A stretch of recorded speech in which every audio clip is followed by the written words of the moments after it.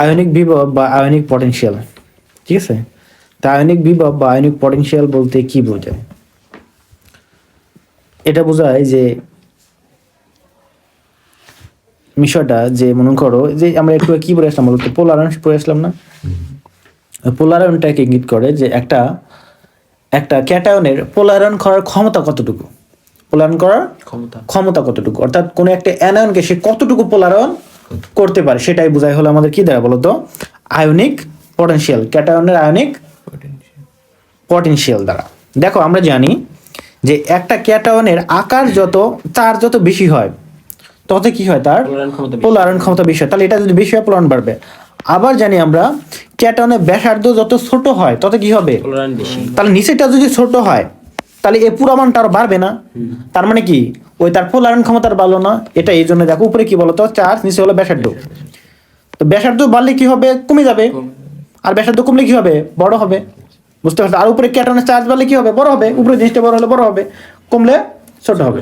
কারণ বুঝতেছি এটা এমন একটা জিনিস যেটা নিজের নির্ধারণ করবে যে একটা ক্যাটায়নের পোলারায়ন ক্ষমতা কতটুকু। বুঝতে পারছো? ওকে, বুঝতে পারছো? তাহলে এটা দ্বারা আমরা বের করতে পারি যে একটা ক্যাটায়নের, বা তোমাকে দুইটা ক্যাটায়ন দিল, দুইটা ক্যাটায়নের এই জিনিসটা বের করার মধ্যে আমরা বের করতে পারবো কার পোলারায়ন ক্ষমতা কতটুকু বা বেশি। তো ফাজিয়ানের পোলারায়ন নিয়ম মতে ক্যাটায়ন দ্বারা অ্যানায়নকে পোলারায়ন করার ক্ষমতা ক্যাটায়নের চার্জ বৃদ্ধির সাথে সাথে কি হবে, বাড়ে, এবং ক্যাটায়নের ব্যাসার্ধ বৃদ্ধির সাথে সাথে কি হয়, কমে। এই জন্য এটা ব্যাসার্ধ, এটা দেখো ব্যস্তানুপাতিক, এটা কি সমানুপাতিক, কিন্তু আমরা দেখছিলাম এখানে। বিভিন্ন ক্যাটায়নের পোলারায়ন ক্ষমতা তুলনা করার জন্য আয়নিক পটেনশিয়াল পদ ব্যবহার করে। বুঝতে পারছো? তাহলে আয়নিক পটেনশিয়াল কেন ব্যবহার করা হয়? বিভিন্ন ক্যাটায়নের পোলারায়ন করার ক্ষমতাকে নির্দেশ করার জন্য বা বোঝানোর জন্য, ঠিক আছে? তাহলে এখানে হলো আমরা জানি পোলারায়ন হলো ক্যাটায়নের চার্জের সমানুপাতিক এবং ব্যাসার্ধের ব্যস্তানুপাতিক। এটা কোত্থেকে আসলো, মানে প্রমাণ করা আছে? হ্যাঁ, আমরা তো এমনি ফাজানের নিয়মে কি জানি, ওখান থেকে তো আসছে এটা, এমনিতে বানানো। হ্যাঁ হ্যাঁ। দেখো ক্যাটায়নের আয়নিক পটেনশিয়ালের মান বৃদ্ধির সাথে কি হবে বলতো, আয়নিক পটেনশিয়ালের মান যদি বেশি হয় তাহলে কি হবে, পোলারায়ন বেশি ঘটবে, তাই না? পোলারায়ন বেশি হবে। পোলারায়ন বেশি হওয়া মানে কি, আয়নিক যৌগটা কি হয়ে যাবে, সমযোজী হয়ে যাবে। মানে কি গলনাঙ্ক স্ফুটনাঙ্ক কমবে না বাড়বে, কমবে। তার মানে কি হবে দেখো তো, আয়নিক লবণের গলনাঙ্ক স্ফুটনাঙ্ক হ্রাস পায় ফাজনের প্রথম নিয়মে, উদাহরণে দেওয়া আছে এটা, তাই না? এবং লবণের পানিতে দ্রাব্যতা হ্রাস পাবে, যৌগগুলো বর্ণ যুক্ত হয়, এবং ধাতব ক্যাটায়ন সমূহের কি হবে বলতো, বিয়োজন, তাপে বিয়োজন ঘটে। তার মানে এখানে কি হবে, যেহেতু আমরা জানি আমাদের আয়নিক যৌগের বিয়োজন ক্ষমতা বেশি, মানে বিয়োজন কম, গলনাঙ্ক স্ফুটনাঙ্ক বেশি, তাই না? তাপে বিয়োজন কম হয়, সমযোজী বেশি হয়ে থাকে। যেহেতু এরা আয়নিক থেকে কি হচ্ছে বলতো, সমযোজী হবে, তার মানে এখানে আয়নিক থেকে সমযোজী হয়েছে না, কোভ্যালেন্ট হচ্ছে। মানে এখানে কি হবে তাহলে, বিয়োজন ক্ষমতা কমে যাবে, বিয়োজন বেশি হয়ে যাবে, মানে বিয়োজন তাড়াতাড়ি হবে। হ্যাঁ এটাই। এখন দেখো পানিতে লবণের দ্রাব্যতা হ্রাস। এখন দেখো যে একটা যৌগ যখন পোলারায়নের কারণে কি হবে, সমযোজী হবে, কি হবে, এখানে ছিল আয়নিক, হলো কি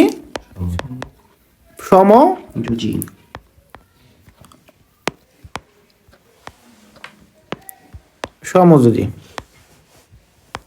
তার মানে বিষয়টা কি ঘটলো, বিষয়টা হলো যে এটা কি ছিল, আগে পোলার ছিল, কি ছিল, পোলার যৌগ ছিল। এখন কার দিকে ধাবিত হলো, নন পোলার দিকে। আমরা জানি পোলার যৌগ পোলার দ্রাবকে দ্রবীভূত হয়, পোলার যৌগ পোলার দ্রাবকে দ্রবীভূত হয়, লাইক ডিজলভ লাইক। তো আমরা জানি যে এই যে পানিতে লবণের দ্রাব্যতা হ্রাস, পানিটা কি বলতো, পানি কি ধরনের যৌগ, এটা কিন্তু একটা সমযোজী যৌগ ছিল, বাট পোলারিটির কারণে আমরা শিখেছি, পোলারিটির কারণে এটা কি হয়েছে বলতো, পোলার যৌগ হয়েছে। কি যৌগ, পোলার হয়েছে, না পোলার যৌগ হয়েছে বা পোলার দ্রাবক হয়েছে, তাই না? তো এই পোলার দ্রাবকে কারা দ্রবীভূত হবে, পোলার যৌগগুলো কারা, এই যে যারা কি আয়নিক যৌগ ছিল। বাট এখন এটা এই যে পোলারনের কারণে বা পোলারায়নের কারণে কি হয়ে গেছে, যদি নন পোলার হয়ে যায় তাদের দ্রাব্যতা বাড়বে না কমবে, পানিতে কমবে, কমতে থাকবে। আর বেশি যদি পোলারায়ন ঘটে সেক্ষেত্রে মানে দ্রবীভূত হবে না। বুঝতে পারছো? তাহলে এটাই দেখো, তাহলে কি হবে, লবণের দ্রাব্যতা কি হবে, পানিতে লবণ দ্রাব্যতা হ্রাস হবে। এখন দেখো আয়নিক যৌগ সমূহ পোলার দ্রাবক পানিতে কি দ্রবণীয়, ওকে, কিন্তু সমযোজী যৌগ পানিতে সাধারণত কম দ্রবণীয় বা অদ্রবণীয় হয়ে থাকে, তাই না? আয়নিক যৌগে এটা কি বললাম এখানে, সমযোজী যৌগগুলোকে পানিতে কি বলা হয়, কম দ্রবণীয় বা অদ্রবণীয়। কম দ্রবণীয় মানে কি, মানে আপনার বোঝাচ্ছে দ্রবণীয় হয় কিন্তু কম পরিমাণে। কেন? কারণ সকল সমযোজী যৌগই তো প্রিয় সমযোজী না, পোলারিটি ডেভেলপমেন্ট করে না, পোলার হয় না, এই জন্য তারা দ্রবীভূত হবে পানিতে। বুঝতে পারছো? যেহেতু পানি নিজেও একটা কি সমযোজী যৌগ, কিন্তু পোলার হয়ে যায়। বুঝতে পারছো এখানে বিষয়টা? ওকে, আমি কিন্তু দেখো লাইন টু লাইন বুঝাই দিচ্ছি। এখন তোমরা যদি না পড়ো বাসায় কোনো কাজ হবে না, বুঝছো? এমনি কেউ বুঝাবে না, কেউ কোথাও বুঝাবে না, গল্প দিয়ে শেষ হয়ে যায়। দেখো আয়নিক যোগে অ্যানায়ন খুব, আয়নিক যোগে অ্যানায়ন খুব বেশি পোলারাইত হলে তাহলে কি হবে, আয়নিক যোগে অ্যানায়ন খুব বেশি পোলারাইত হলে কি হবে, যোগটি সমযোজী ধর্ম বৃদ্ধি পাবে। আমরা জানি পোলারায়নের একটা ফাদার নিয়ম জানলাম। এবং অ্যানায়নের আকার বৃদ্ধির সাথে সাথে কি হবে, পোলারাইত হওয়ার প্রবণতা কি হয়, বৃদ্ধি হয়। চার্জ বাড়ার সাথেও বৃদ্ধি হয়। ফলে সে যৌগ পানিতে কি হবে, দ্রবণীয় হবে না অদ্রবণীয়? যেহেতু সমযোজী হচ্ছে পোলারায়নের মাধ্যমে, আমাদের অদ্রবণীয় হবে। দেখো আমাদের উদাহরণ দেওয়া আছে কি বলতো, আমাদের silver, fluoride, chloride, bromide, iodide. দেখো সবগুলোতে ক্যাটায়ন একই সেম, ক্যাটায়ন হলো ফিক্সড। বাট দেখো অ্যানায়নের ক্ষেত্রে দেখো অ্যানায়নটা ধীরে ধীরে বাড়তেছে না, একই গ্রুপে উপরতে নিচে আকার বাড়তেছে। আমরা জানি আকার নিয়মে কি জানি যে অ্যানায়নের আকার যত বেশি হবে পোলারায়ন তত কি হবে, বেশি হবে। তার মানে কি বোঝা যাচ্ছে, এখানে দ্রবণীয়তা সবথেকে কার কম, সবচেয়ে কম সিলভার আয়োডাইডের দ্রবণীয়তা সিলভার আয়োডাইডের সবচেয়ে কম, কারণ এর পোলারায়নটা কি হবে, বেশি হবে। বেশি কার বলো তো, মানে বেশি হবে বোঝা গেছে? তাহলে চারটি যৌগের মধ্যে সিলভার ফ্লোরাইডের অ্যানায়নের পোলারায়ন সবথেকে কম ঘটে, কারণ ফ্লোরিন আয়নের আকার সবথেকে ছোট, তাই এর আয়নিক বৈশিষ্ট্য বেশি থাকবে এবং পানিতে দ্রবণীয়। অন্য হ্যালাইড সময়ের কি পোলারায়ন বেশি ঘটে, তাই এরা পানিতে অদ্রবণীয়। সবগুলোর মধ্যে কে শুধু পানিতে দ্রবণীয়, সিলভার ফ্লোরাইড। পরীক্ষা আসবে নিচের কোনটি পানিতে দ্রবণীয়, অপশনে দেওয়া আছে 4টা। তোমার মাথায় তখন আসবি না মানে কি ফাদারের নিয়ম আসবেই না, পোলারায়নের নিয়ম নীতি আসবেই না, তুমি আসবে না। তুমি তখন ভাববা যে এটা কি কোথায় কি হবে, কোনটা মুখস্থ তো নাই আমার, আমি তো এটা মুখস্থ করি নাই। কিন্তু তোমার যদি নিয়মটা মনে থাকে তখন কিন্তু পারবা, কিন্তু আসলে এত বড় একটা অর্ধেক যখন পরীক্ষা দিবে তখন আসবে। সবগুলা বই পড়তেছো তুমি, এসএসসি দিবা, তখন কিন্তু এটা মাথায় থাকবে না, পেশায় কিন্তু উল্টে যাবে। সো ভালো করে বললে কিন্তু আবার থাকবে, ঠিক আছে? ভালো করে বললে মনে রাখতে হবে, থাকবে।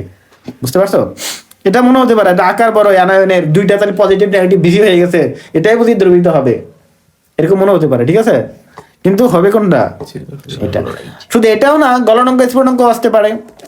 গলনাঙ্ক স্ফুটনাঙ্ক কার বেশি হবে, সিলভার ফ্লোরাইডের হবে, কারণ এটা বেশি আয়নিক।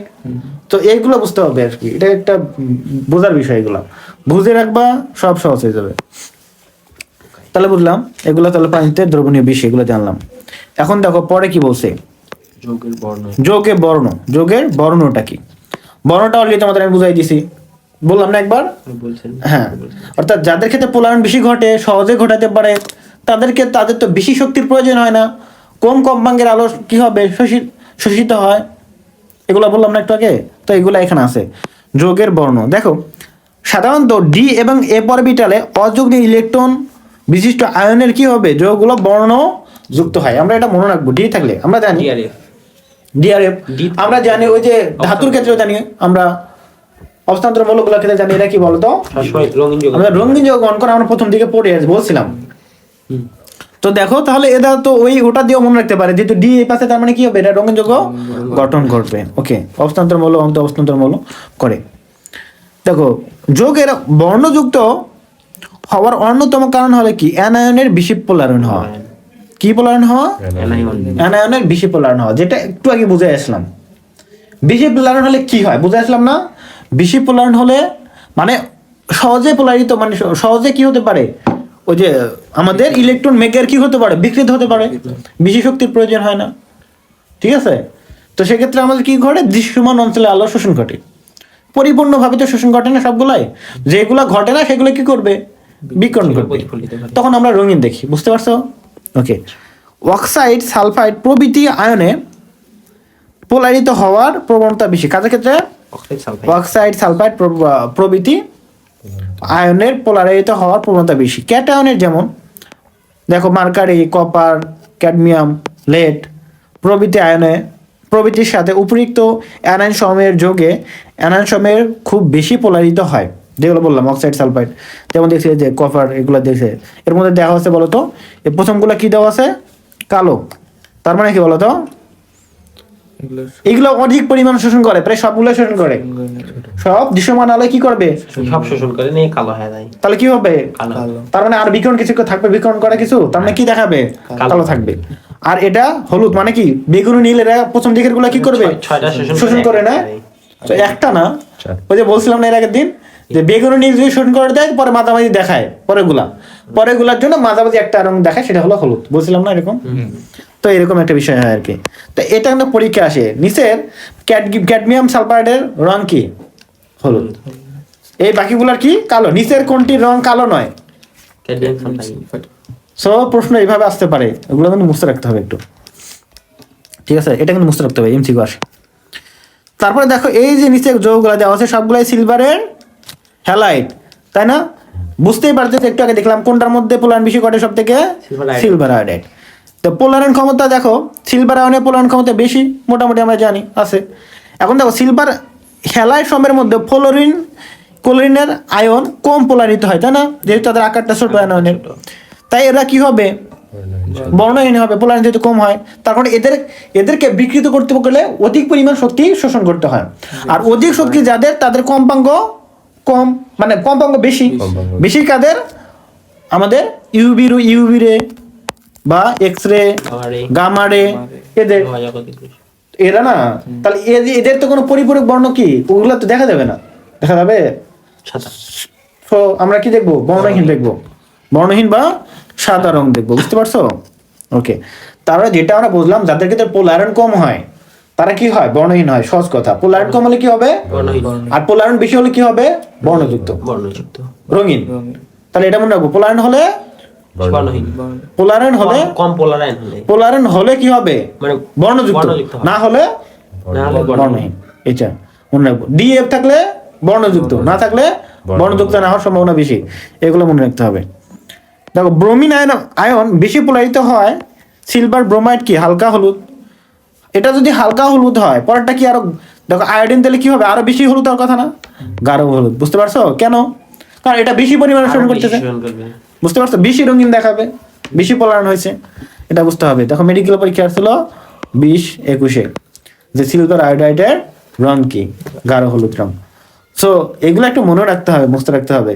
তারপরে একটা বিষয় বুঝতে হবে যে এগুলো আসলে অধিকাংশগুলো কি রং দেয় বলতো, হলুদ দেয়, বা যেগুলো রঙিন হয় হলুদ দিতে পারে, একটু লাল দিতে পারে, বুঝছো, এরকম দিতে হয়। তারপরে দেখো তো উল্টা বলে হতে পারে, এই জন্য একটু মনে রাখতে হবে বিষয়টা, কোনটা কি রং, এগুলো একটু মুখস্থ রাখতে হয়।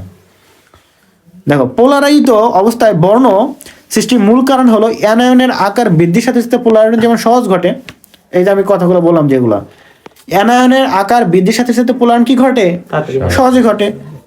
তেমনি অ্যানায়নের পূর্ণ অরবিটাল থেকে ক্যাটায়নের খালি করা অরবিটালে ইলেকট্রন ক্ষণিক অবস্থান্তর কি করবে, বুঝতো কি লাইনটা, বুঝো নাই? আমি এতক্ষণ যেটা বুঝলাম বললাম, আচ্ছা আমি না বুঝলাম, এটা রিডিং দিই। তখন প্রয়োজনীয় কম শক্তি অর্থাৎ দৃশ্যমান আলো শোষিত হয় যখন পোলারায়ন সহজে ঘটে। অবশিষ্ট আলো কি করবে, অবশিষ্ট আলোর বর্ণে যৌগটি বর্ণযুক্ত হয়। অপরদিকে অ্যানায়নের আকার যন্ত্রটা, আচ্ছা আমি একটা আবার বলে দিই, এতক্ষণ যেটা বললাম সেই কথাটাই ওখানে বলছে, যে কি মনে করো ক্যাটায়ন তো একটা আছে, অ্যানায়নের আকার যত বড় হয় তত কি হয়, পোলারায়নটা কি হবে, সহজ হয় না।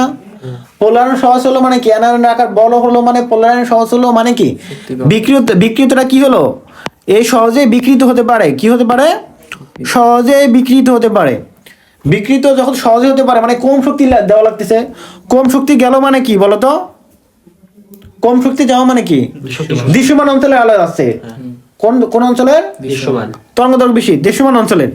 তাহলে দৃশ্যমান অঞ্চলের মনে করো গেল বেগুনি নীলের গেল শক্তিটা গেল, ঠিক আছে, যে আলোটা গেছে বেগুনি নীল। তাহলে এই যে এই শক্তিটা যদি এখানে লাগে, তাহলে এর পরিপূরক যেগুলা বর্ণ আছে, মানে বাকিগুলা যেগুলো আছে, এইগুলা কি হবে, বিকৃত হবে। যেগুলো শোষিত হয় বাকিগুলো কি হবে। তারপরে একটা মনে করো এখানে একটা ধাতব খণ্ড দিলাম, মনে করো তোমরা 5 জনে মনে করো গেলাও, যে মনে করো গেছো চিড়িয়াখানায় গেছো 5 জনে, বা দুর্নীতির কারণে তোমাদের মধ্যে 2 জনকে আটকে রাখছে, দেখুন একটা তোমরা ফাউল করছো, 2 জনকে আটকে ফেলাইছে, তাহলে বাইরে বেরিয়ে আসবে কয়জন, 3 জন না, বিষয়টা এরকমই ঘটে। কারণ আলো এখানে বিকৃত হলো সবগুলাই, মানে সবগুলো এখানে কি হলো, পড়লো, প্রতিফলিত হলো, মানে পড়লো আপতিত হলো, কিন্তু সবগুলোই তো আর ওখানে শোষিত হবে না, প্রতিফলিত হবে, সেগুলো আমরা দেখতে পারবো, বুঝতে পারছো? তো বেগুনি নীল যদি আমাদের এখানে শোষিত হয়, বাকিগুলো কি হবে, প্রতিফলিত হবে, সেগুলো আমরা দেখতে পাবো। তো সবগুলো আলোর মিশ্রণ মোটামুটি ভাবে মাঝেরটা দেখায়, কারটা দেখাবে, হলুদ দেখায় মোটামুটি ভাবে, বুঝতে পারছো? এটাই। আরো পোলার যদি বেশি হয় সেটা হলুদ থেকে গাঢ় হলুদ হয়ে যায় এবং লালও হতে পারে পরবর্তীতে, ঠিক আছে? এরকম বিষয়টা ঘটে আর কি, বোঝা যাচ্ছে? এখন কথা হলো এটা একটা। আরেকটা কথা হলো যদি আমাদের এর আকারটা যদি ছোট হয়, কার আকার, অ্যানায়নের আকারটা কি ছোট, তার ছোট মানে কি পোলারনের প্রবণতা কম, তার মানে তার বিকৃতি সহজ না কঠিন হবে, বিকৃতি হওয়া কঠিন হয়ে গেল।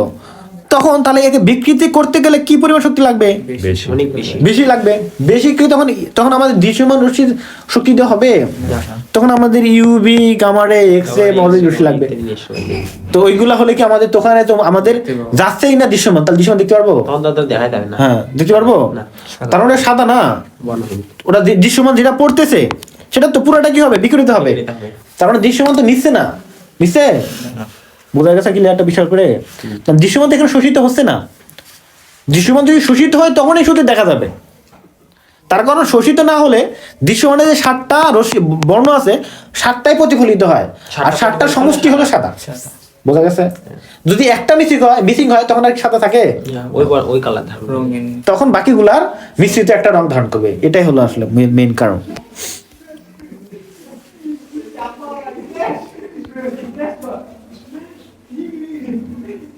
এখানে বলতেছিলাম না, আচ্ছা তাহলে এখানে বলা হলো তখন ওই ছোট অ্যানায়নের ক্যাটায়নের দিকে ইলেকট্রনের ক্ষণিক স্থানান্তর বা লন্ডন বিস্তরণ বা লন্ডন বল, ওটা বাদ দিয়ে পরে বুঝিও, ঘটনার জন্য অপেক্ষাকৃত বেশি পরিমাণ শক্তির প্রয়োজন হবে না যখন আমাদের অ্যানায়ন আকারটা ছোট হবে।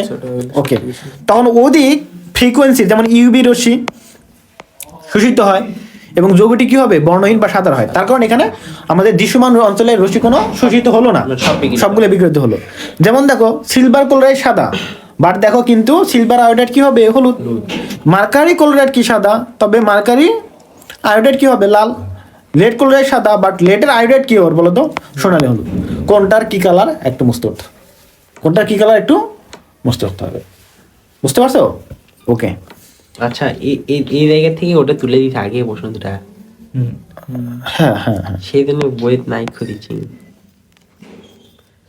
তারপরে দেখো ধাতব কার্বনেটের তাপীয় স্থিতি, ধাতব কার্বনেটের তাপীয় স্থিতি।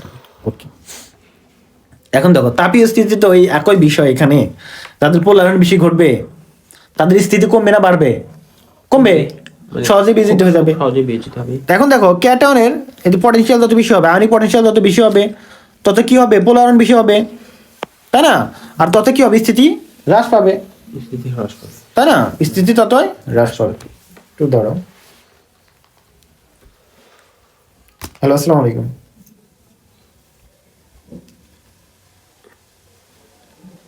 বাসায় যাও তো, একটু দেরি হবে, পড়াচ্ছি। ঠিক আছে, কেন?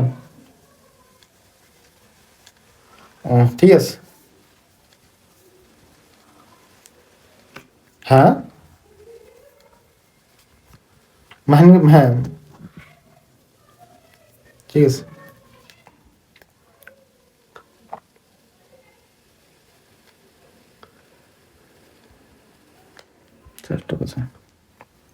তো দেখো এখানে, তাহলে দেখো এখানে যে তখন কি হবে, কার্বনেটের তাপীয় বিয়োজন কি হবে, হ্রাস পাবে, ফলে অল্প তাপে কার্বনেটের লবণ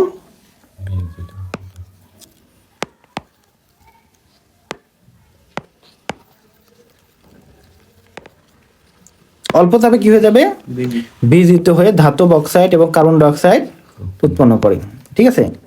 যেমন এখানে দেখো যদি আমরা বলি সবগুলো যদি আমরা দেখো কার্বনেট ধরি আমরা, যে বেরিয়াম, ম্যাগনেসিয়াম, ক্যালসিয়াম, এগুলো যদি একই গ্রুপের মৌল এবং দেখো আমাদের উপর থেকে নিচে আসতেছে, তার মানে কি তার আকারটা বড় হচ্ছে, তার পোলারায়ন ক্ষমতা কমতেছে না বাড়তেছে, আকার বড় হচ্ছে, পোলারায়ন ক্ষমতা কমতেছে। ক্যাটায়নের আকার বড় হলে পোলারায়ন ক্ষমতা কি হয়, কমে।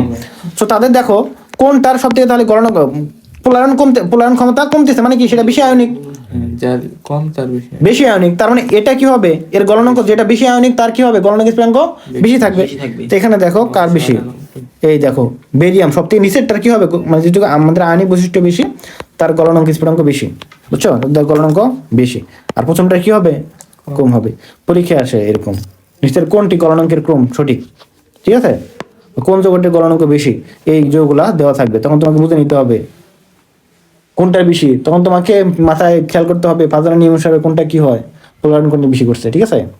তাহলে কিন্তু মনে থাকবে পারবা না যে কোনটাই যে হবে আল্লাহ জানে, আমি কেমন জানবো, তাই না, নিয়ম দিয়ে তুমি মনে রাখতে হবে, তার কারণ এগুলো সবগুলোর মান তো মুছতে রাখা সম্ভব, কত কয়টা মুছতে পারবে, কিন্তু তুমি জানবা যে কোনটা দিয়ে কোনটা বেশি, সো তখন তুমি আনসার করতে পারবা। ওকে, এখন দেখো মৌলিক কর্ণের সম্পর্ক, এটা তোমরা আগে ছোট ক্লাসে পড়ছিলাম, ঠিক আছে, কর্ণের সম্পর্কে পড়ছিলা যে এখানে কি হয় বলতো, এই যে দ্বিতীয় এবং তৃতীয় পর্যায়ের মৌলগুলোর মধ্যে দেখা যায় যে এইভাবে অবস্থিত, মানে কণাকানি ভাবে অবস্থিত মৌলগুলোর রাসায়নিক ভৌত এবং রাসায়নিক ধর্ম মিল পাওয়া যায়।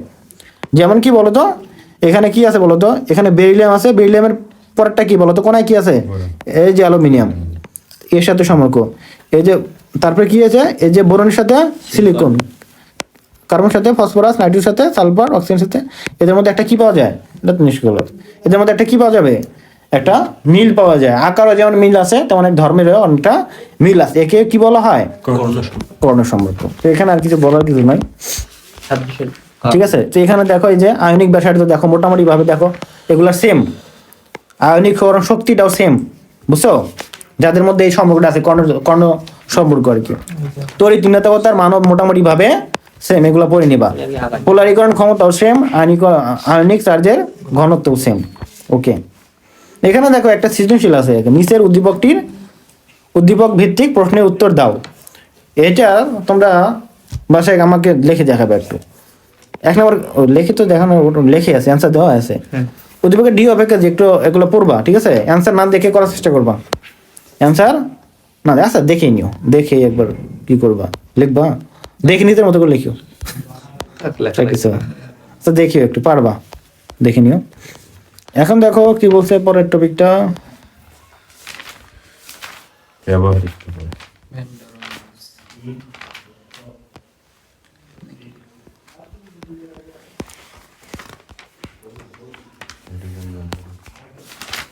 আচ্ছা এটুকু পড়াই দিই নাকি, এই দেখো তাহলে এখন আমরা একটু দেখবো, নিচের দিকে আসো, যে এখানে কি বলতো, সমযোজী বন্ধন, পোলারিটি, আণবিক পোলারিটি, আর একটা হলো ডাইপোল মোমেন্ট। পোলারিটি তো আমরা একটু দেখিয়েছিলাম না, পোলারিটি দেখেছিলাম না, পোলারিটি মানে কি বলতো, সমযোজী যৌগের আণবিক বৈশিষ্ট্য, তাই না। তো এটা এই পোলারিটিকে দুই ভাগে ভাগ করে, কয় ভাগে, একটা হলো সমযোজী বন্ধন পোলারিটি, মেইনলি কি বলতো, এই যে বন্ধন পোলারিটি, একটা কি বলতো বন্ধন পোলারিটি, একটা কি বলতো আণবিক পোলারিটি। তার পোলারিটি কয় প্রকারের, একটা হলো বন্ধন পোলারিটি, একটা কি বলতো আণবিক পোলারিটি, বুঝতে পারছো। তো আমি এখানে অনেক কথা আছে, এত কথা বলা যাবে না, আমি বুঝাই, হ্যাঁ। তো বন্ধন পোলারিটি বলতে কি বোঝায়, কি বুঝলাম, বন্ধন পোলারিটি একটা হলো আণবিক পোলারিটি। বন্ধন পোলারিটি বলতে কি বোঝায়, আমরা যেটা পড়ছিলাম যে সমযোজী বন্ধনে আবদ্ধ কোনো একটি মৌল কর্তৃক তাদের মধ্যে শেয়ারকৃত ইলেকট্রন টেনে নেওয়াকে কি বলা হয়, পোলারিটি বলা হয় না, অর্থাৎ তখন পোলারিটি ডেভেলপমেন্ট করে পোলের সৃষ্টি হয়। যেমন আমরা দেখছিলাম, মনে করো যে HCl বা হাইড্রোজেন ফ্লোরাইড, এইটার মধ্যে কি হয়, এর মধ্যে তড়িৎ ঋণাত্মকতা কার বেশি, ক্লোরিন ফ্লোরিনের। সো দেখা যায় যেখানে তাদের শেয়ারকৃত ইলেকট্রনটা কারো ওরা টেনে নেয়, তাহলে এটা কেন থাকার কথা, এরকম হয়ে যায়। এটাকে আমরা প্রকাশ করি এইভাবে, দেখাতে পারো, তার মধ্যে হলো এটি এনে নিছে, ঠিক আছে, তারপর পোলারিটি ডেভেলপমেন্ট করে। এখানে দেখো যেগুলো দ্বিমৌল অণু, এই যে দুইটা করে মৌল আছে না, ঠিক আছে, দুইটা করে মৌল আছে, এদের ক্ষেত্রে যে আমাদের একটা বন্ধন আছে, কটা বন্ধন, এই একক বন্ধনের কারণে এই যে ইলেকট্রন যুগল নিজের দিকে টেনে নেওয়ার কারণে যে পোলারিটি উদ্ভব হলো, সেটাকে বলবো আমরা কি বলতো, বন্ধন পোলারিটি। বাট যদি আমাদের দুইয়ের অধিক মৌল থাকবে, দুইয়ের অধিক। যেমন যদি বলি H2, যেটা আমরা অনেকবার বলছিলাম, এটা পোলারিটিটা কিন্তু আবার কি বলতো এর মতো না। এখানে পোলারিটি কি আমরা বের করি, এখানে যেমন আমরা পোলারিটি মেইনলি আমরা মেজারমেন্ট করি আমরা কি ডাইপোল মোমেন্ট দ্বারা, কি দ্বারা, ডাইপোল মোমেন্ট। একটু পরে দেখবো আমরা। অর্থাৎ মনে করো যে বিষয়টা আমি সহজভাবে বলি যে আসলে বিষয়টা কি, যে মনে করো আমরা এই মনে করো এখানে একটা বিষয় আছে যে এর একটা মান আছে চার্জের, এর একটা মান, ঠিক আছে, মনে করো দুইটা যোগ করে বিয়োগ করে পরে একটা মান বের করলাম, এইটুকুই কিন্তু এর কি পোলারিটি। এখানে অন্য কোনো ফ্যাক্টর বাধা দিবে না বা বৃদ্ধি করবে না, ঠিক আছে। বাট এই যে যখন আমরা একটা আয়নিক পোলারিটির কথা বলবো মানে আণবিক পোলারিটি, দেখো এই যৌগটা ক্ষেত্রে দেখো দুই পাশে কয়টা আছে, দুইটা হাইড্রোজেন আছে না। তো দুই পাশে দুইটা কিন্তু কি করে নিউট্রালাইজ করার চেষ্টা করে, কি করবে, নিউট্রালাইজ চেষ্টা করে। অর্থাৎ মনে করো আমরা যেমন এখানে দেখলাম এখান থেকে টানছে হলো এই, সো এখানে পোলারিটি ডেভেলপমেন্ট করলো, কিন্তু এখানে যদি আরো একজন টানতো তখন এই পাশের টান আর এই পাশের টান কি হতো, দুইটা যদি সমান থেকে সমান টান দুই দিক থেকে কি হয় টান হয়, তারপরে কি হবে নিউট্রাল জিরো হয় না। আমরা বলছিলাম যে একই একটা বস্তুকে যদি দুইটা বিপরীত পাশ থেকে 180 ডিগ্রি করে থেকে যদি দুইজনে টানে, একটা এ পাশে মনে করো 10 নিউটন, এ পাশেও 10 নিউটন, তাহলে কি এই বস্তুটা নড়াচড়া হবে, জিরো থাকবে। মানে এই বিষয়টা এখানে যে এখানে কোনো পোলারিটি হবে না, জিরো হবে, পোলারিটি হবে না, পোলারিটি হবে হবে না। একাধিক মৌলের ক্ষেত্রে তখন পোলারিটি হবে না। যদি আমি হবে না কেন, যেমন এই যে পানির মধ্যে পোলারিটি আছে না, এই জন্য তো পানি একটি পোলার যোগ্য। ওকে, তাহলে এটা হলো আণবিক পোলারিটি। তবে সব যোগের মধ্যে আবার কি সব অণুর মধ্যে পোলারিটি থাকবে না। যেমন আমি একটা দেখি এটার মধ্যে পোলারিটি আছে, কেন আছে আমি একটাবার বলতেছি। তাহলে এই যখন দেখো একের অধিক মৌল থাকবে, দুইয়ের অধিক, তখন যে পোলারিটি হয় সেটাকে বলো আমরা আণবিক পোলারিটি। তবে এই যে আণবিক পোলারিটি মানে যে তাদের মানে অণুর মধ্যে এদের মধ্যে এককভাবে যদি মনে বন্ধন পোলারিটি থাকলেও আণবিক পোলারিটি থাকে না অনেক সময়। দেখো আমরা জানি এই সিএল এর মধ্যে পোলারিটি অবশ্যই আছে, বন্ধন পোলারিটি আছে না, ওকে, বন্ধন পোলারিটি অবশ্যই আছে। যেমন কার্বন আর ক্লোরিনের মধ্যে যদি বলি পোলারিটি কিন্তু আছে, এদের মধ্যে কি তড়িৎ পার্থক্য আছে কিনা, আছে। কিন্তু আসলে যখন কার্বন তো এইভাবে থাকে না, থাকে এইভাবে কার্বন টেট্রাক্লোরাইড। তো এই যৌগটা কিন্তু পোলার যৌগ না, কি যৌগ, নন পোলার যৌগ। তা বেরিয়াম ক্লোরাইড এটা একটা কি বলতো নন পোলার যৌগ। আচ্ছা কেন নন পোলার যৌগ হলো, এটা কিন্তু আমরা এটা কিন্তু একটা কি বলতো অণু এবং সেখানে দুইটার বেশি কি আছে পরমাণু আছে, তার মানে এটা কিন্তু আর কি হবে না বন্ধন পোলারিটি হবে না, এর মধ্যে কি হবে আণবিক পোলারিটি। কারণ আণবিক পোলারিটি হিসাবে করতে গিয়ে দেখা যাচ্ছে যে এখানে একটা প্রতিসমতা তৈরি হয়েছে, কি বলতো প্রতিসমতা তৈরি হয়েছে। প্রতিসমতা মানে কি, মানে এটা বিষয়টা হলো যেমন এখানে দেখি যে মানে দুইটা ফ্যাক্টর হতে পারে, দুইটা। একটা হলো যে মনে করো কোনো একটা অণুতে যদি মনে করো এখানে 3টা পরমাণু থাকে বা 2টা বন্ধন থাকে, দুই দিক থেকে টানতেছে, সেখানে দেখো কোন কত হয় যদি 180 ডিগ্রি হয়। অর্থাৎ আমাদের এখানে যে মৌল দুইটার বা পরমাণু দুইটার যদি অবস্থান যদি 180 ডিগ্রিতে হয়, তার মানে তারা দুইটা কি বিপরীত দিকে অবস্থান করতেছে না। যেমন এখানে দেখো এটা তো এখানে টানতেছে নেগেটিভ হয়ে গেল, আংশিক নেগেটিভ, এবার আংশিক নেগেটিভ, এটা হলো আংশিক পজিটিভ। এটা দেখো একটা সরল রেখা অবস্থান করে কেমন 180 ডিগ্রি, 0 ডিগ্রি নয় কিন্তু কত ডিগ্রি, ফলে তাদের লব্ধি কি হবে, বিপরীত দিকে হলে লব্ধি কত হয়, 0 হবে না, লব্ধি 0। তার মানে দেখো এদের মধ্যে দেখো বন্ধন পোলারিটি ছিল বাট আণবিক পোলারিটি আছে, তার মানে এটা কি পোলার যৌগ না, এটা কিন্তু পোলার যৌগ না, এটা কিন্তু একটা নন পোলার যৌগ। ক্লোরিন থাকা সত্ত্বেও কি এটা একটা নন পোলার যৌগ, বুঝতে পারছো। এখন কথা হলো যে পানি কেন, কোনটা তো পানি কেন একটা পোলার যৌগ, কারণ এখানে কিন্তু তার 180-তে থাকে না। কারণ এখানে আমরা পড়ছিলাম এখানে কি হয়েছে সংকলনের মানে মুক্তজোড় ইলেকট্রন প্রভাব আছে, মুক্তজোড় ইলেকট্রন প্রভাব কারণে তারা এইভাবে বেঁকে যায়, তার কারণ তাদের কোনটা কি হয় না 180 ডিগ্রি হয় না, এর ফলে কি হয় তাদের পোলারিটি কি হয় না নিউট্রাল হয় না, ডাইপোল মোমেন্টটা কি হয় না 0 হয় না, ঠিক আছে, বুঝতে পারছো। তাহলে এরা তো 180 ডিগ্রিতে না। আবার দেখো এখন বলতে পারো এটা কেন হলো, কারণ এখানে তো বিকৃত হচ্ছে না। এখন আমরা এটার দিকে দেখি, মনে করো সাপোজ যদি সহজভাবে বলি যে এই দিকে টানতেছে যা, এই দিকে টানতেছে তাই, এদিকে টানতেছে এদিকে, চারটা কি করতেছে নিউট্রাল বসে 0 করে দিচ্ছে, ঠিক আছে। আমরা এটাকে আসলে এখানে যেটা বোঝানো হয় এটা এইভাবে না, তোমরা চলতরিতে একটা জিনিস শিখবা, যে ওটা এখন বলবো না, যে ওখানে একটা লরেন্সের একটা সূত্র আছে, সম্ভবত লরেন্স মনে হয়, হ্যাঁ লরেন্সের দুইটা সূত্র আছে। একটা সূত্র হলো যে এখানে যদি বিভব যায়, তড়িৎচালের শক্তি যদি হিসাব করি আমরা, বা তড়িৎ প্রবাহ যদি হিসাব করি, যে মনে করো এটা হলো I1 I2 দুইটা, তাহলে এটা কি হবে, এটা যেটা হবে I1 প্লাস I2 এর সমষ্টি হয়, বুঝতে পারছো? বা তড়িৎচালের শক্তি যদি বলি E1 E2 এটা কি হবে, দুইটার যোগফল হয়। অর্থাৎ এখানে যে পরিমাণ তড়িৎ এখান থেকে যাচ্ছে এটা সবটাই কি হবে, এটাতে বের হয়ে যাচ্ছে, মানে এই দুইটার কাজ করতেছে এটা। ঠিক এমনটাই এখানে ঘটে। এই যেগুলো মনে করো আমাদের এই যে এটা আছে, তাহলে এটা কি করবে, মনে করো এই যে মনে করো তিনটা যে পরিমাণ প্রভাব দিচ্ছে, এই একটাই কি করতেছে, সেটাকে কন্ট্রোল করে ফেলায়, তারপর নিউট্রাল কত হয়ে যায়, শূন্য হয়ে যায়। বা এমনিতে সহজভাবে বুঝলে এটা কি হবে, 4 পাশে 4 জন টানছে শূন্য। আর যদি এমন হয় 3 জন 3 পাশে টানতেছে, তাহলে কি হবে, একটা যোগ্য হয়ে গেল। তারপরে যদি একটা বলি আমরা একটু দেখবো, তাহলে মনে করো যদি এইভাবে কি হবে, আসলে আমাদের নিউট্রাল হয়ে যায়, যে আণবিক পোলারিটি আমরা আমাদের বন্ধন পোলারিটি থাকলেও ওই যোগে কি থাকে না, আণবিক পোলারিটি নাও থাকতে পারে।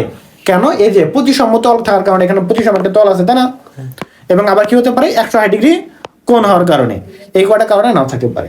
তবে যদি বন্ধন কোণের যদি এরকম হেরফের হয়, তখন কি থাকে, পোলারিটি থাকে। বুঝতে পারছো বিষয়গুলো? এই কথাগুলা এখানে সব বলা আছে, রিডিং দিতে হবে এখন, বুঝছো তো বিষয়গুলো নাকি? ওকে, এখানে বলছে এগুলো আর কি, এগুলো বলছে আর কি, এই যে এগুলো দেখাইছে আর কি। এই বোরন ট্রাইফ্লোরাইড, এটা ক্ষেত্রে 3টা তল থাকে, 3টা দুই পাশে এক ধরা হয় আর কি। এটা এখানে বলছে 3টার ক্ষেত্রে কি হবে, 2টা যে টানবে একটা, হ্যাঁ একটাই টানবে, যেটা দেখলাম 3টা 120 থাকে আছে তো সেই। হ্যাঁ, যেমন এই যে এটা বলছে চতুর্থ বা চতুর্থ ক্ষেত্রে করার ক্ষেত্রে তৃতীয়টি দ্বারা সমতা সাধন করে, বা দুইটা যেটা ই করবে তৃতীয়টা সমতা সাধন করবে। দেখো লোক এসব অপোলার অণুর আণবিক পোলারিটি শূন্য হওয়ায় এদের ডাইপোল মোমেন্টটা কি হবে, শূন্য হবে। ডাইপোল মোমেন্ট কি আগে আলোচনা করছে না, এখন তাহলে ডাইপোল মোমেন্টটা কি তাহলে দেখতে হবে একটু। এখন দেখো অনুষ্ঠিত দুই বা ততোধিক বন্ধন পোলারিটি ভেক্টর যোগফলের লব্ধি কি মান ধনাত্মক হলে তখন অণুর কি থাকবে, গঠনে পোলার সৃষ্টি হয়, অণুটি কি হবে, পোলার যোগ। যেমন এদের ক্ষেত্রে, কারণ এদের ক্ষেত্রে কি থাকে বলতো, মুক্ত জোর ইলেকট্রন থাকে। ঠিক আছে। আবার এটা দেখো, এটা মুক্ত জোর নাই, তবে এদের কি সমান প্রভাব আছে, দেখো তো এই সেল একটা আছে হাইড্রোজেন, বাকি 3টা ক্লোরিন। সো এখানে কি প্রতিসম তল তৈরি হয়েছে না, প্রতিসম বলতে চারদিকে সমান থাকতে হবে, সমান আছে নাই। সো এখানে সমান নিউট্রাল হবে না, ঠিক আছে, প্রতিসম তল নাই কিন্তু। তাহলে এগুলা কি হবে, এগুলা কিন্তু পোলারিটি থাকবে। ওকে, প্রশ্ন আসতে পারে নিচের কোনটি পোলার যোগ্য নয়, পোলার অণু নয়, তো এগুলা দেওয়া থাকবে, এগুলা দেওয়া থাকবে, এই যোগটা দেওয়া থাকবে, এটা কিন্তু পোলার। আবার দেখো এখানে কার্বন টেট্রা ক্লোরাইড, বাট এটা কিন্তু কি নয়, অপোলার। অপোলার। কেমন একটা জিনিস, এখানে ক্লোরিন আছে, এখানে ক্লোরিন আছে, কথা হলো, বাট এখানে কথা হলো এখানে হাইড্রোজেন আছে, একটা জিনিস দেওয়ার কারণে এখানে কি অপোজিশন হয়ে গেছে, পোলার হয়ে গেছে। কঠিন না সহজ? ওকে, এখন কথা হলো যে এখন কি বলছে, এত এর গঠন অপ্রতিসম হয়, যেমন এটা কি অপ্রতিসম না কিন্তু অপ্রতিসম হওয়ায় এদের কি বন্ধন পোলারিটি ভেক্টর যোগফল ঋণাত্মক ধনাত্মক মানযুক্ত হয় এবং পোলার অণু হয়। পোলার অণুর আণবিক পোলারিটির মাত্রা প্রকাশ করার জন্য পোলার অণুর কি থাকে বলতো, ডাইপোল মোমেন্ট নামে ভিন্ন একটি পদ ব্যবহার করে, ডাইপোল মোমেন্ট। তো ডাইপোল মোমেন্টটা কি, ডাইপোল মোমেন্ট হলো যে দেখো মোট অণু বা পোলার অণুর মোট আণবিক পোলারিটি এর মাত্রিক সংখ্যার মানই হলো ওই অণু ডাইপোল মোমেন্ট, আণবিক পোলারিটি। এখন এটা দেখ, এটা মানে কি, এখন দেখো এই যে পোলারিটিটা হলো কি, এখানে দেখো কোনো যৌগের ডাইপোলের যে কোনো প্রান্তের আংশিক চার্জ তড়িৎ চার্জ এটা কিউ দ্বারা প্রকাশ করা, এবং ডাইপোলটার দূরত্ব এর গুণ ফলে কি বলতো ডাইপোল মোমেন্ট। যদি যেমন ডাইপোল মোমেন্ট কি, তাহলে কিউ গুণন ডি, ঠিক আছে। এখন দেখো কিউটা কি এখানে ছিল চার্জ, ঠিক আছে, এবং ডাইপোল মোমেন্টের এসে কি বলতো কুলম মিটার, তো চার্জের একক কি কুলম, আর দূরত্বের একক কি মিটার, এই জন্য কি কুলম মিটার। বুঝতে পারছো, এই যে এটা মনে রাখতে হয় যে ডাইপোল মোমেন্টের একক কি কুলম মিটার। এখন সিজিএস পদ্ধতিতে ডাইপোল মোমেন্টের একক হলো ডি বাই, এটা ভেরি ভেরি ইম্পর্টেন্ট, এটা কিন্তু পরীক্ষা আসবে বিভিন্ন। ডাইপোল মোমেন্টের একক কি ডি বাই সিজাস পদ্ধতি, এটা মনে রাখতে হবে, ডি দ্বারা প্রকাশ করা ডি বাই। এক্ষেত্রে দেখো 1 ডি বাই সমান এত কুলম মিটার, এবং 1 কুলম সমান কত কুলম মিটার এটা মুখস্থ রাখতে হবে, ঠিক আছে? বুঝতে পারছো? অর্থাৎ এত, হ্যাঁ 1 ডি বাই সমান কত কিলোমিটার? হ্যাঁ এটা মুখস্থ রাখতে হবে, মানে ঠিক আছে? ওকে, তাহলে এটা পড়লা, এখানে এগুলো একটু দেখবা, এখানে কিছু লাগবে না। এটা দেখা যায় যে যে যে উপরের ইয়াটা জানি কি, এটা একটু নাম দেখি, কোনটা, এই যে মাত্রিক সংখ্যা পোলারিটি, এটা গুণফলটাই আর কি, বুঝছো? ওটা মাত্রিক সংখ্যা বলতে যে গুণ করে যেটা বের হয় সেটাই ডাইপোল মোমেন্ট। তো এই যে দেখো বিভিন্ন যোগে ডাইপোল মোমেন্টের কথা বলা আছে, ঠিক আছে? তো এই দেখো ডাইপোল মোমেন্ট দ্বারা কি বলতো প্রতিসম, তাদের কি ডাইপোল মোমেন্ট থাকবে? জিরো হবে, তাই না? যেগুলো পোলার না তারা কি হবে, ডাইপোল মোমেন্ট তাদের শূন্য। শূন্য হবে। ওকে, এই যে এখানে দুইটা দেখা যাচ্ছে, দুইটা যোগে ডাইপোল মোমেন্ট বের করে দেখা যাচ্ছে যে কোনটা বেশি পোলার, ঠিক আছে? ডাইপোল মোমেন্ট বের করে মানে ডাইপোল মোমেন্ট বের করে দেখা যাচ্ছে কোনটা বেশি পোলার, ঠিক আছে? এই যে এগুলো দেখাইছে কত পার্সেন্ট আছে ডাইপোল মোমেন্ট, তারপর দেখে করে বেশি পোলার কোনটা বের করছে, ঠিক আছে? তোমরা একটু দেখে নিতে পারো এটা, এখান থেকে প্রশ্ন কোনো আসবে না, তোমরা একটু পড়ে নিতে পারো। ডাইপোল মোমেন্ট সূত্র বসাই দিছো, এখানে মান দেওয়া আছে, আর এই যে এখানে দেওয়া আছে যে ডাইপোল মোমেন্ট অ্যাকচুয়াল কত, এই যে কোনটার কত, ঠিক আছে? এগুলো বসে আমরা করবো, বাসায় দেখবো একবার, ঠিক আছে?